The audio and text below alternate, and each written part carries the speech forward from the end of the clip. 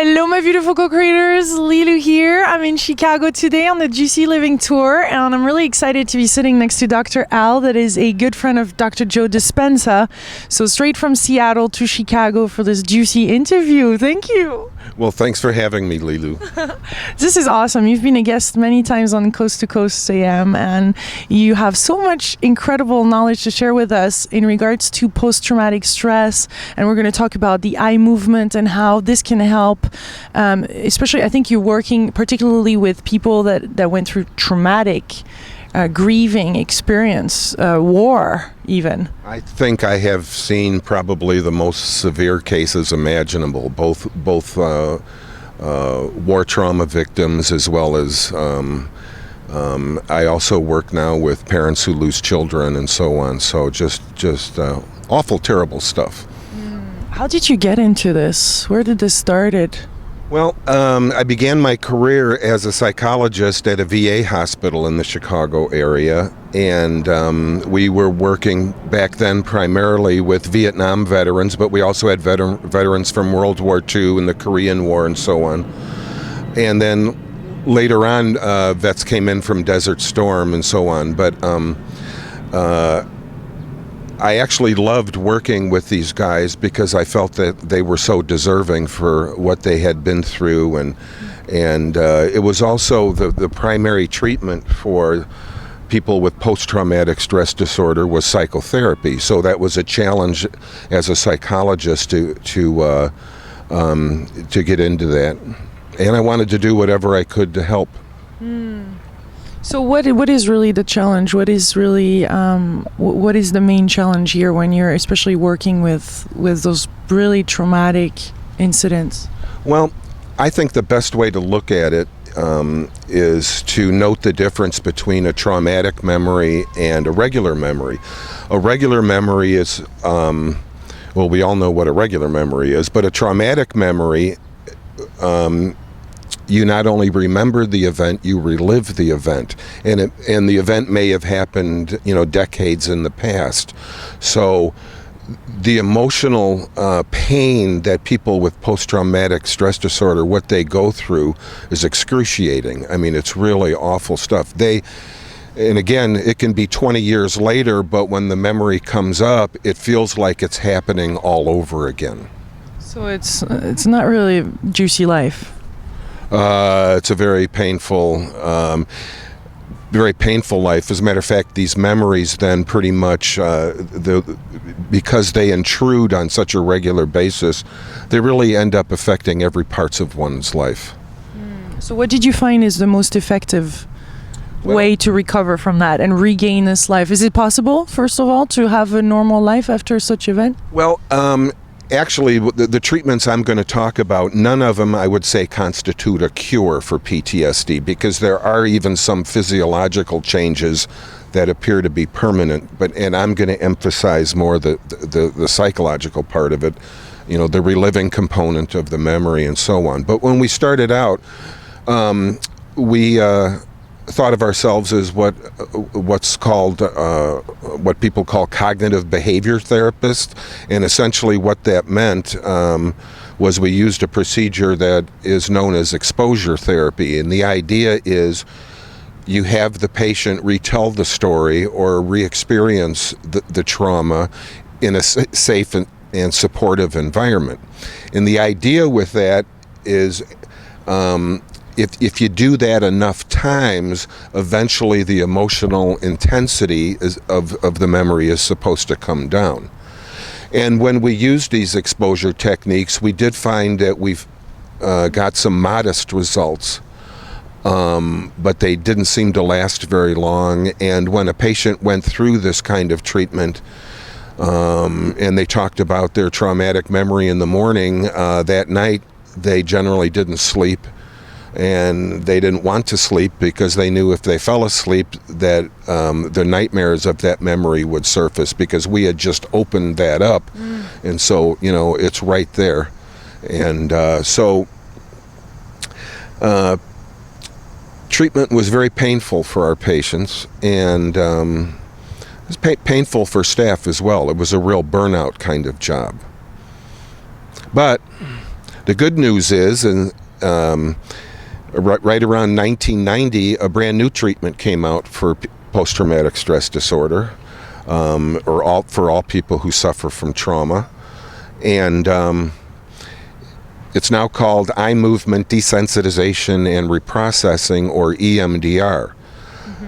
The basic procedure, without getting too technical about it, is you have a patient access that traumatic memory, and at the same time you get their eyes to shift in a particular rhythm, left to right, while at the same time they're attending to that memory. Amazingly, what happens when people do that is the memory rapidly processes and changes. Now, when we first heard of this, we thought it was the silliest. We're psychologists. We use cognitive behavioral therapy, which is the standard in the field.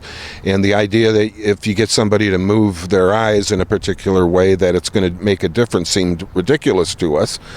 But we were at least open-minded enough to give it a try. And I'll never forget the first time we did that on that procedure with a Vietnam veteran. He changed more in 20 minutes than he had in 10 years working on a particular memory. We were astounded. It absolutely changed our lives. Who discovered that originally? Francine Shapiro, a psychologist in California, was the first to discover it. And like many great discoveries, she discovered it by accident. As the story goes, she was walking through a park one day and had these recurring thoughts that were troubling to her. And for some reason, she found herself moving her eyes back and forth. And she found that the emotional negative charge of those thoughts decreased significantly. And she noted that relationship, went back to where she worked, and began to experiment on some of her colleagues and got the same result. How does she explain that? How do you explain that?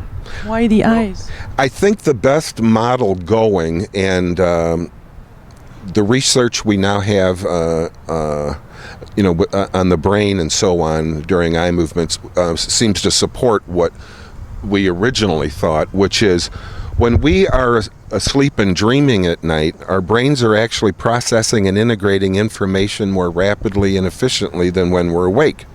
And it's been known for some time that this increased processing during dreaming causes our eyes to dart back and forth, which is why dream sleep is called rapid eye movement, or REM sleep.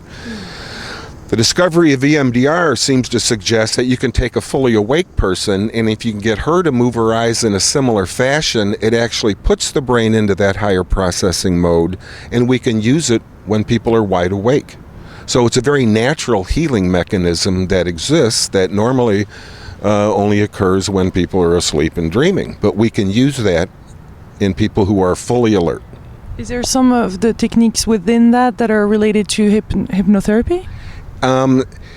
People have asked that question, and I often get that question. That's often one of the first questions I get. And the answer is actually they're the opposite.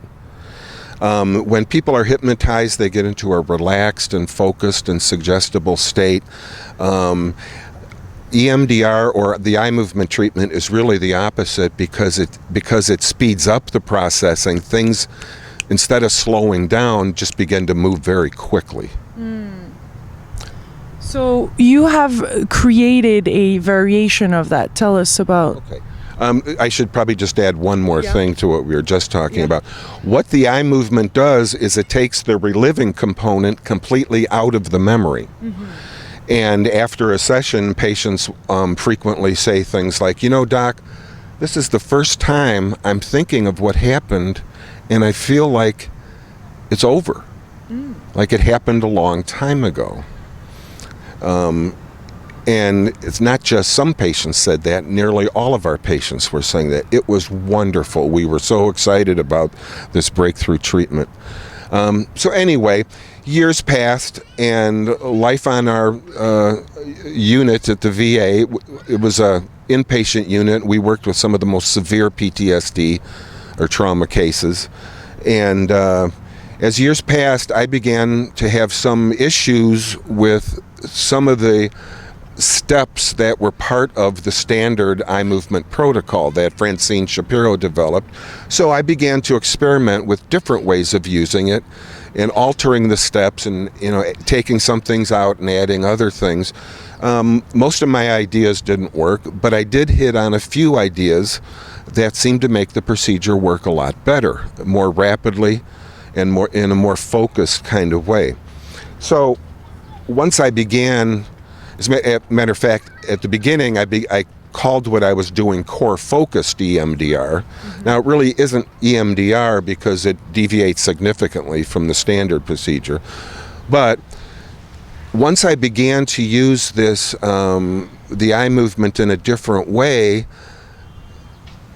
patients began to report after-death communication experiences at the end of the session. When that first happened, I had no idea what my patients were talking about. At first, I thought my patient had hallucinated.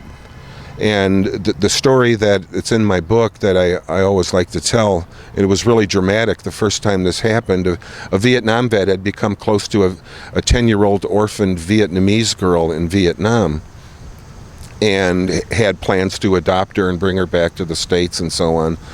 And then one day, orders came down, and all the orphan children at the base camp were loaded onto a truck because they were ordered to move to a village, a distant village where there was a Catholic orphanage.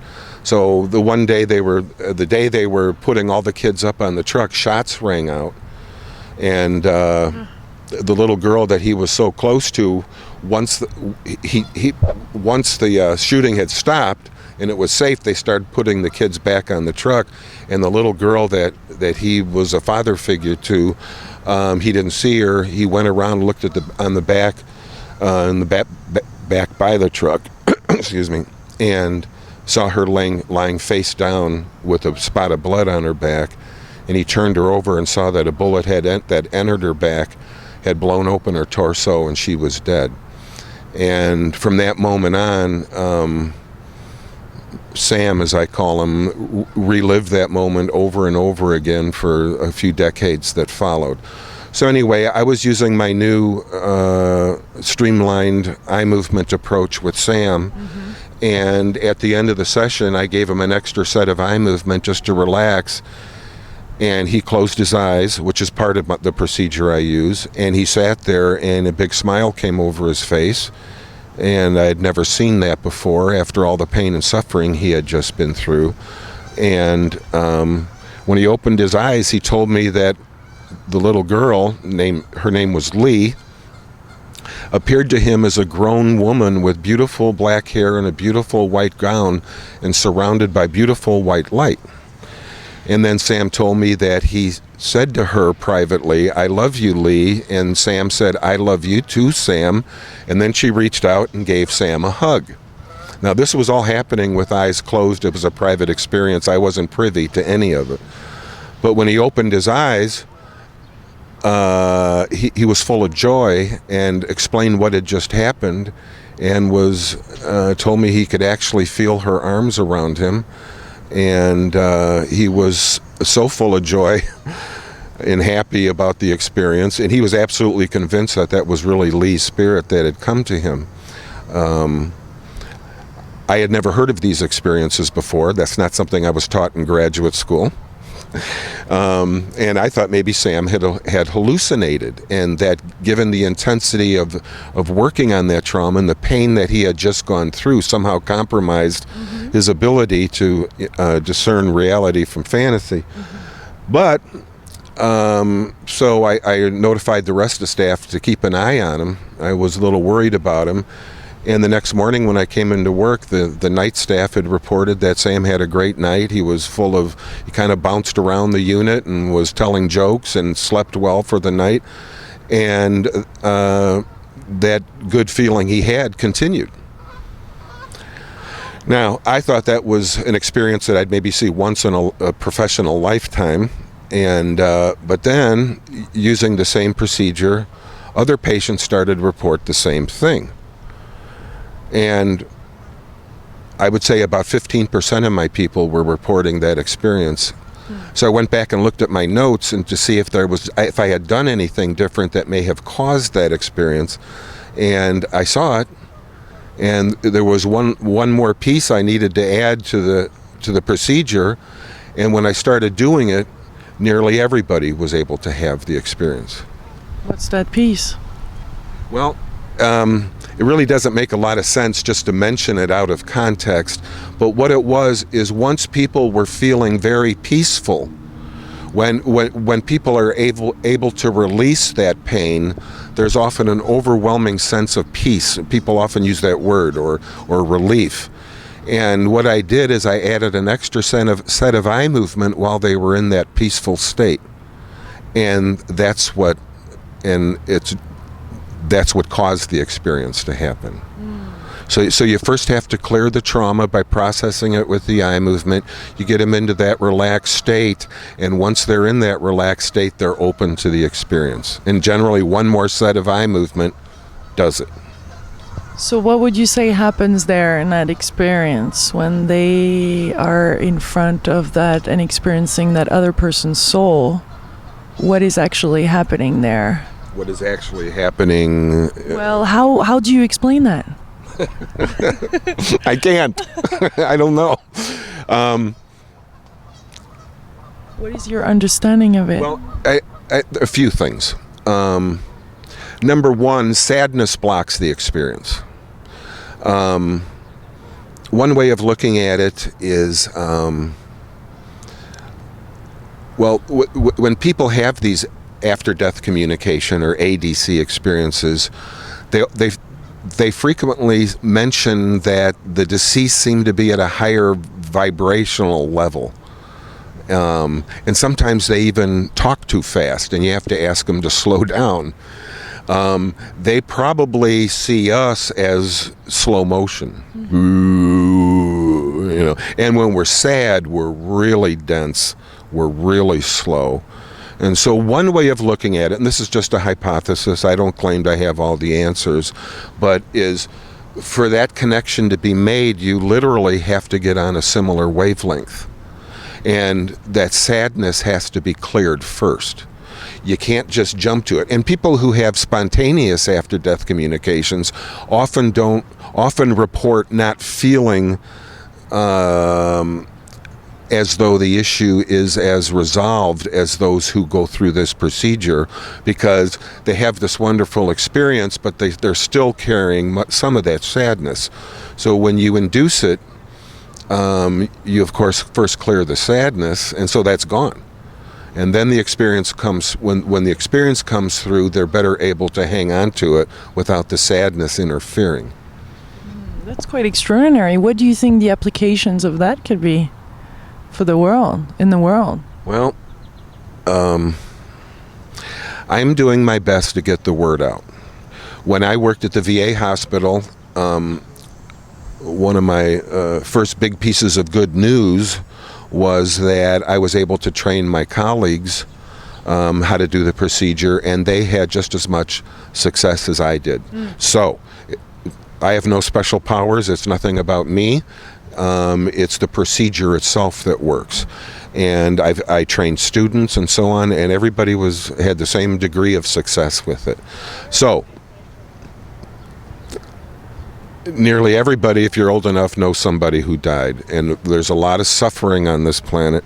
It's not just wartime or Hurricane Katrina or suddenly losing a teenage daughter in a car accident, but those are the more severe losses that people have, and I certainly would hope that I can get this to those people as best I can. I've trained a lot of therapists worldwide. Well, a lot. I've trained probably a couple hundred in the United States. About 60 or 70 of them are now available and take referrals, and they're on my website and their contact information. The procedure seems to be taking off even more rapidly in Germany. As a matter of fact, I'm happy to report that last January they opened the Allan Botkin Institute, which I'm still getting used to that. Cool. And they are devoting that institute to my iADC treatment, training, and research, and so on. And I will be there in October for a grand opening. But I have traveled to Heidelberg, Germany once a year for the last couple years, and I train a large group of 25, or actually more like 30 psychiatrists and psychologists. And they're able to go out and have the same results. And so it's catching on. It's slow. The progress is slow, but it's pretty sure. Do you find sometimes that one traumatic experience brings another one up, and there's kind of this chain of experiences that brought that person there, even in previous life? Is there if there's such a thing for you? The previous life stuff has not come up in the experiences that I induce, and that may be due to the particular procedure I use and so on. But yeah, there is a very important way, I believe, that some EMDR therapists haven't recognized, but there's a certain order that one proceeds in terms of dealing with a person's traumas.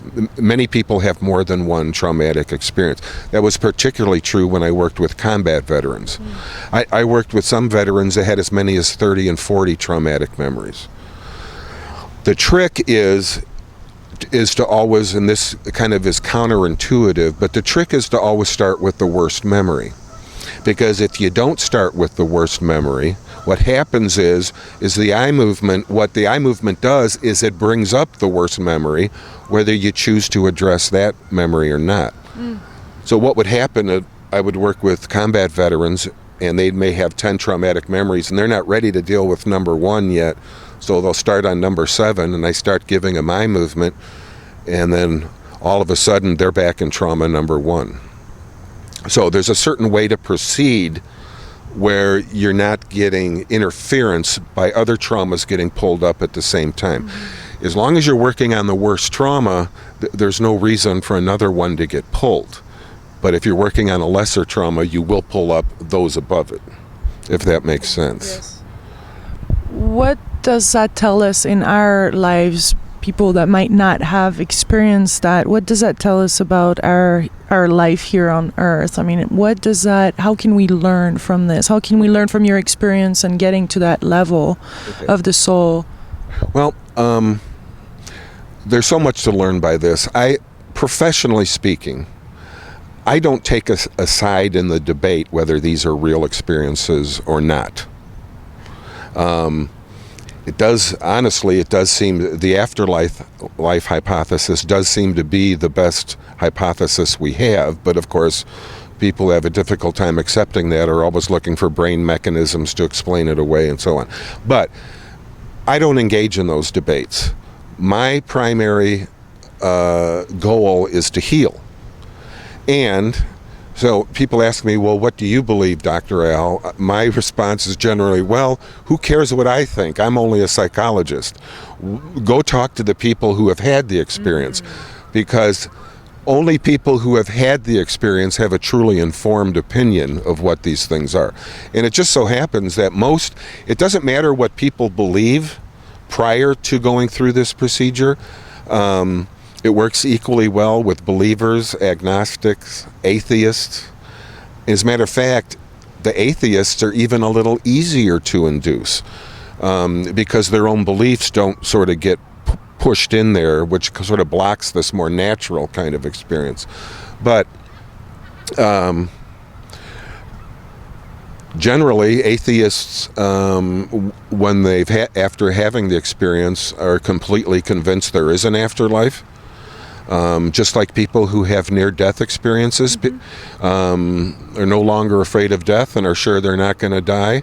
People who have these after-death communication experiences are sure that their loved one is not really gone and that they're still here but in a different way. That is extremely interesting about the NDE, because recently I was interviewing Dr. Wayne Dyer in Maui, and he went through the whole process of the leukemia and through healing and did a lot of work on that. But he was telling me about this story, Anita M, that had a near-death experience and within hours, days, was able to recover from a 4C, I think, cancer, just after experiencing that light. So there's some kind of immediate healing here taking place within that seems to be that same light that we're talking about. That I am convinced that after-death communications and near-death experiences are the same phenomenon. The content is identical. I've even had patients spontaneously have a life review in a session. They see the light. They go through tunnels. They very frequently report rich and beautiful landscapes that people say, the trees and the bushes were lush and green, and as a matter of fact, it was the greenest green I've ever seen. There's no green like that here on Earth. So, and people in near-death experiences say that. So, however, I would also add that when you're approaching your own death and experience a near-death experience, that tends to have a somewhat larger or more of a psychological impact. And the induced after-death communication it's more narrowly focused on a particular part of one's life, the loss of this person. Yeah, because there is really a choice apparently to make in NDE also to come back or not, and that is pretty big one. Yeah, it is. I've heard people say that they're able to talk the other side into letting them come back, and sometimes they didn't want to come back, but they were told they had work to do. So it's not, they don't always get their first choice on that. Well, this is a very juicy, enlightening conversation. I think that it's really exciting. I mean, I'm ready to have one day, one of those experiences without going through the whole suffering, or because I could speak for myself and maybe some other people that we're curious about, like, what is this light? How about experiencing this light? Because we hear it more and more, and it doesn't seem to be out of reach anymore. No. As a matter of fact, it's hard to study near-death experiences, and it's hard to study spontaneous after-death communications that happen quite frequently in the general population. Because what are you going to do? Sit around bedside and with a clipboard and your research questions handy and wait for somebody to get near death? I mean, those that happen so infrequently and it's unpredictable. That's really hard to study. One of the good things about this induced after-death communication that I use is you can produce these experiences pretty much on the spot. And if they are identical to near-death experiences in many ways, we logically now have a way to study near-death experiences and some of the components of that experience. I'm happy to report that sometime, hopefully by the end of the year, researchers at the University of Virginia will be doing some brain studies of induced after-death communication experiences. So we're going to hopefully find out what's going on inside the brain and how that may relate to different components of the experience. Now, of course, I also want to point out that some people think that, when you find a brain part that's related to an experience, then that experience is no longer considered valid, or it's a hallucination because that part of the brain caused it. Well, when I look at that bush over there, the occipital lobes of my brain are firing, but just because that part of my brain is firing doesn't mean I'm hallucinating the bush. So it's natural that certain parts of the brain would be involved. I know you often speak with Dr. Joe Dispenza, and he's a neuroscience. Is there something? How did you? What that conversation led to? Well, I haven't yet had that conversation to really pick his brain on what he thinks might be going on during these kinds of experiences. I'd love to have that talk with him. That would be a wonderful documentary right there. Give me a call, Joe. That would be a wonderful documentary right there. Yes. Tremendous. Well, Is there something else that you think is really important part of this conversation that we haven't talked about or pointed at? You know, nothing comes to mind. I think we hit the high points. If people are interested in this treatment, again, it's available in many countries, and just go to the website, and you too can have the experience. Super. Thank you. Thank you for your time. Well, thank you. Much love and juiciness from beautiful Chicago, Lincoln Park. It's amazing. Beautiful weather here. Great company. Thank you so much, Lilou.